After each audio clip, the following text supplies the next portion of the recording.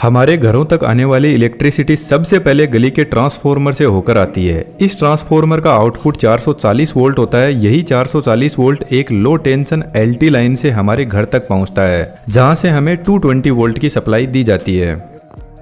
गली के इस ट्रांसफार्मर को सप्लाई 11,000 वोल्ट की लाइन से मिलती है, जो 33 केवी सब स्टेशन से आती है। वहां का ट्रांसफार्मर 33 केवी को डाउन करके 11 केवी में बदल देता है। सब स्टेशन की वर्किंग हमने इस वीडियो में डिस्कस की थी। एक्चुअल में सब स्टेशन बहुत बड़ा होता है। इस वीडियो में हमारा मेन फोकस ट्रांसमिशन लाइन है, इसलिए हमने सब स्टेशन को सिर्फ एक सिंपल ट्रांसफार्मर से दिखाया है। 33 केवी सब स्टेशन को सप्लाई 132 केवी सब स्टेशन से मिलती है।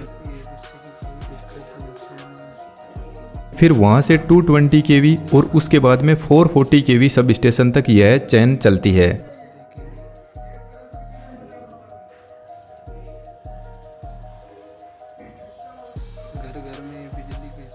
सबसे लास्ट में 765 केवी लाइन जनरेटिंग स्टेशन से आती है। असल में जनरेटर सिर्फ 11,000 वोल्ट ही बनाता है, लेकिन स्टेप अप ट्रांसफार्मर उसे 440 केवी या 765 केवी तक बढ़ा देते हैं। इतनी लंबी दूरी तक 765 केवी ले जाना आसान नहीं है। इस दौरान ट्रांसमिशन लाइनों को कई तरह की चुनौतियों का सामना करना पड़ता है, जैसे skin effect, corona loss, सेग, vibration और भी बहुत है। तो चलो वन बाय वन इनको एक एक करके डिटेल से देखते हैं। यदि हम ट्रांसमिशन लाइन के कंडक्टर को देखें तो इसमें मल्टीपल थिन स्ट्रैंड्स होते हैं, और यदि आप कंडक्टर के सेंटर को नोटिस करोगे तो आपको यहाँ पर भी ब्लैक कलर के कंडक्टर वही सेम थिन स्ट्रैंड्स में दिखेंगे। एक्चुअल में यह जो ब्लैक कलर के पतले पतले कंडक्टर होते हैं, यह स्टील रीइंफोर्स्ड के बने होते हैं। इनका काम करंट फ्लो करवाना नहीं होता। सेंटर के चारों तरफ यह जो कंडक्टर है, यह एल्यूमिनियम के बने होते हैं और करंट इन्हीं से फ्लो करता है, क्योंकि इनकी कंडक्टिविटी बहुत शानदार होती है और यह लो रेजिस्टेंस ऑफर करते हैं, लेकिन इनकी मैकेनिकल स्ट्रेंथ बहुत कमजोर होती है।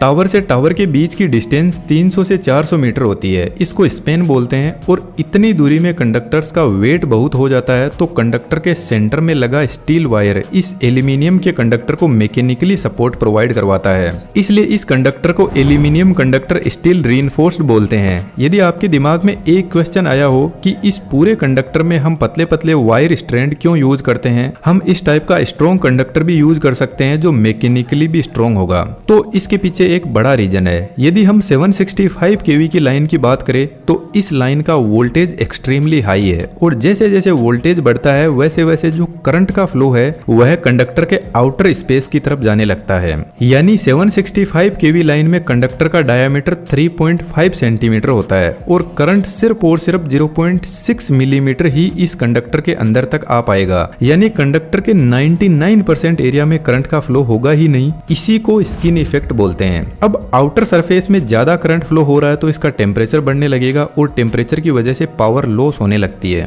तो इस प्रॉब्लम से बचने के लिए छोटे छोटे वायर स्ट्रैंड्स बनाए जाते हैं, जिसकी वजह से करंट का फ्लो पूरे कंडक्टर से यूनिफॉर्मली होने की कोशिश करता है, लेकिन फिर भी स्किन इफेक्ट पूरी तरह से खत्म नहीं होता है। अब एल्यूमिनियम के साथ में एक प्रॉब्लम है, यह थर्मल एक्सपेंशन बहुत ज्यादा करता है, यानी गर्मियों में ज्यादा एक्सपेंड करता है। इसकी वजह से एक टावर से दूसरे टावर के बीच में कंडक्टर का ऐसा झूला सा बन जाता है, जिसको सैग बोलते हैं। सैग टेंशन के इनवर्स प्रपोजन में होता है, यानी जैसे जैसे कंडक्टर में टेंशन बढ़ेगा वैसे वैसे वायर टाइट होता जाएगा। लेकिन सर्दियों में इन कंडक्टर्स के बीच में अपने आप टेंशन क्रिएट होने लगता है। जनरली जब 300 मीटर की स्पेन होती है तो अराउंड 5 से 6 मीटर की सैग रेंज होती है। अब ट्रांसमिशन लाइन काफी हाइट पर होती है, तो हवा इसके डायरेक्ट कांटेक्ट में आती है, तो हवा कंडक्टर के दोनों तरफ से ऐसे पास होती है, जिससे एयर का फोर्स कंडक्टर पर लगता है। लेकिन कंडक्टर की वजह से इस एरिया में एयर का फ्लो हो ही नहीं रहा है। एक तरीके से यह खाली स्पेस की तरह एक्ट कर रहा है,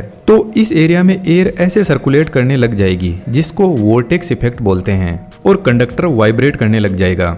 अब इस वाइब्रेशन से बचने के लिए ट्रांसमिशन लाइन के टावर के पास में कुछ ऐसे स्टोक ब्रिज डैम्पर लगे रहते हैं। इसमें यह जो डंबल जैसे लगे हैं, यह वजन में भारी होते हैं, तो जब भी इनके पास में वाइब्रेशन पहुंचता है तो यह अपने हेवी वेट की वजह से यह वाइब्रेशन को एब्जॉर्ब कर लेते हैं।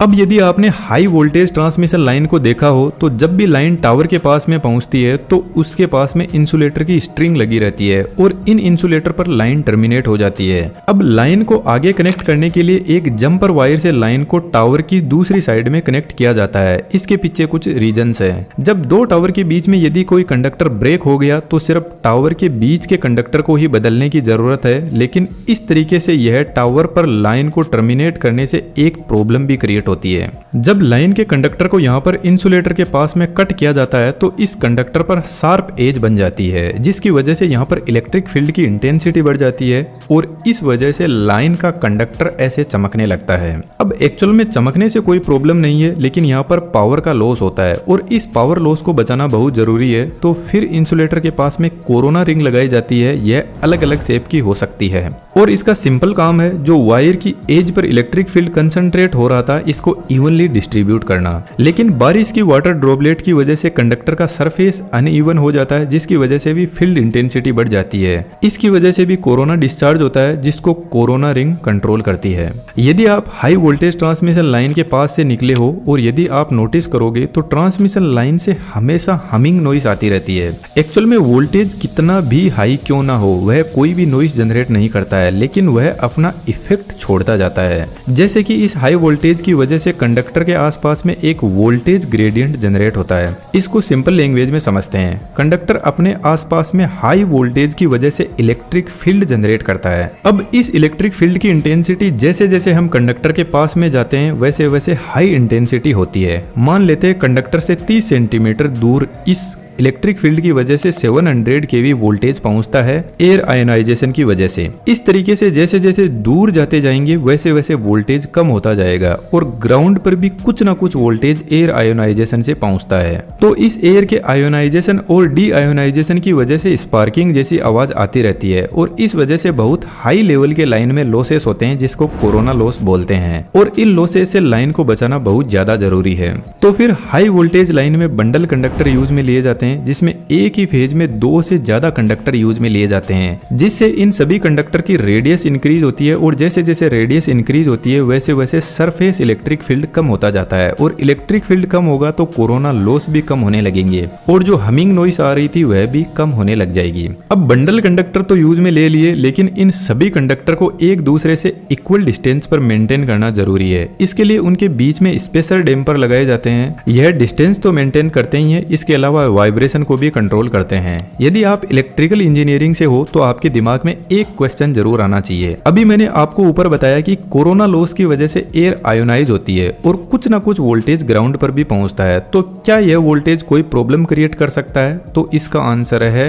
हाँ, यह बहुत बड़ी प्रॉब्लम क्रिएट करता है। जो अल्ट्रा हाई वोल्टेज लाइन होती है जैसे 765 केवी लाइन, इनमें ट्रांसमिशन लाइन के जो कंडक्टर है वह बैटरी के पॉजिटिव टर्मिनल की तरह एक्ट करते हैं और हमारी जो जमीन यानी ग्राउंड है वह बैटरी के नेगेटिव टर्मिनल की तरह एक्ट करती है। और इनके जो बीच का मीडियम होता है इसको डाइलेक्ट्रिक मीडियम कहते हैं। यदि आप ध्यान से देखोगे तो इस बीच के मीडियम में भी कुछ ना कुछ वोल्टेज मिलेगा कोरोना फील्ड की वजह से, और सही से देखने पर हमें पता चलता है कि यह अब जो बीच का मीडियम है यह एक पैरेलल प्लेट कैपेसिटर की तरह एक्ट कर रहा है। यदि और सिंपल लैंग्वेज में कहें तो ट्रांसमिशन लाइन और ग्राउंड की वजह से बीच में अपने आप एक चार्ज कैपेसिटर बन जाता है और कैपेसिटर क्या काम करता है? वोल्टेज को बढ़ाने का काम करता है। जैसे मान लो कैपेसिटर के पास में 5 वोल्ट है और आपकी लाइन के पास में भी 5 वोल्ट है, तो जब कैपेसिटर डिस्चार्ज होता है तो ये दोनों वोल्ट ऐड होकर लाइन में 10 वोल्ट बन जाएगा। तो इस तरीके से जो long ultra high voltage transmission line होती है उनमें कैपेसिटिव इंटरफेरेंस की वजह से जितना वोल्टेज हमने जनरेटिंग स्टेशन से भेजा था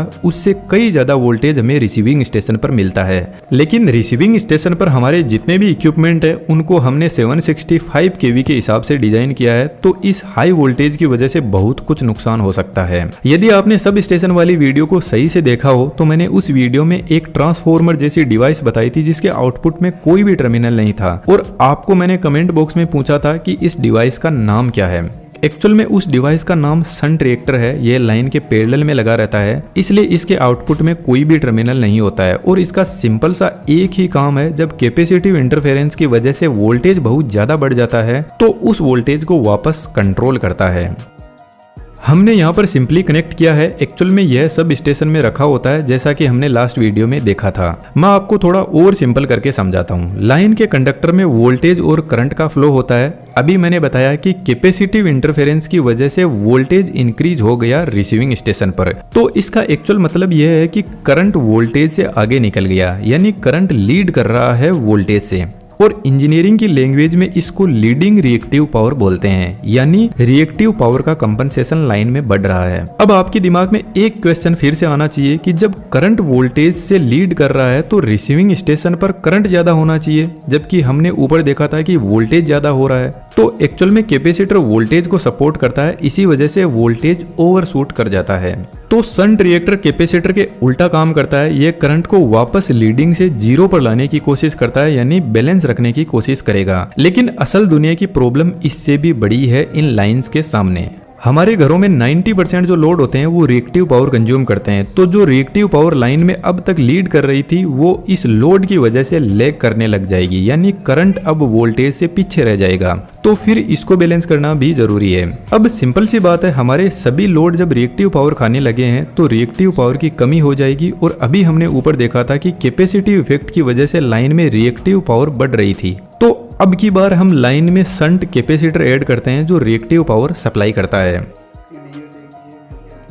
लेकिन ध्यान रखना, जो एक्स्ट्रा हाई वोल्टेज या अल्ट्रा हाई वोल्टेज लाइन होती है इनमें शंट रिएक्टर और शंट कैपेसिटर एक जगह भी आपको लगे हुए दिख सकते हैं और दोनों बाहर से देखने पर सेम ही दिख सकते हैं, लेकिन यह लाइन में दोनों एक साथ कनेक्ट नहीं होते। रिएक्टिव पावर के नेचर के हिसाब से इनको कनेक्ट किया जाता है, लेकिन 220 kV जैसे छोटे सब स्टेशन में शंट कैपेसिटर की जगह कैपेसिटर बैंक लगाते हैं जो ऐसा दिखता है। यह भी सेम ही काम करता है लेकिन डिजाइन थोड़ी अलग है। कुछ इंपोर्टेंट फैक्ट मैं आपको ट्रांसमिशन लाइन के बारे में बता देता हूँ। ट्रांसमिशन लाइन का वोल्टेज आप देखकर पता कर सकते हो। ट्रांसमिशन लाइन में टावर पर कंडक्टर को कनेक्ट करने के लिए इंसुलेटर की एक स्ट्रिंग लगाई जाती है ताकि कंडक्टर का करंट टावर में ना चला जाए। और यह इंसुलेटर पोर्सलेन के बने होते हैं। यदि 11 kV की लाइन की बात करें तो यहाँ पर इंसुलेटर की सिर्फ एक डिस्क लगी रहती है। यदि 33 kV की लाइन की बात करें तो यहाँ पर 3 डिस्क लगी रहती है। इसी तरीके से 132 kV की लाइन में 12 डिस्क लगी रहती है। तो हर 11 kV के लिए एक डिस्क लगाई जाती है। तो आप काउंट करके पता कर सकते हो कि यह लाइन कितने kV की है। और आपको 132 kV की लाइन में सिर्फ 8 या 9 डिस्क दिखे तो समझ लेना 3 डिस्क का बंटवारा हो गया ठेकेदार और मंत्री जी के बीच में।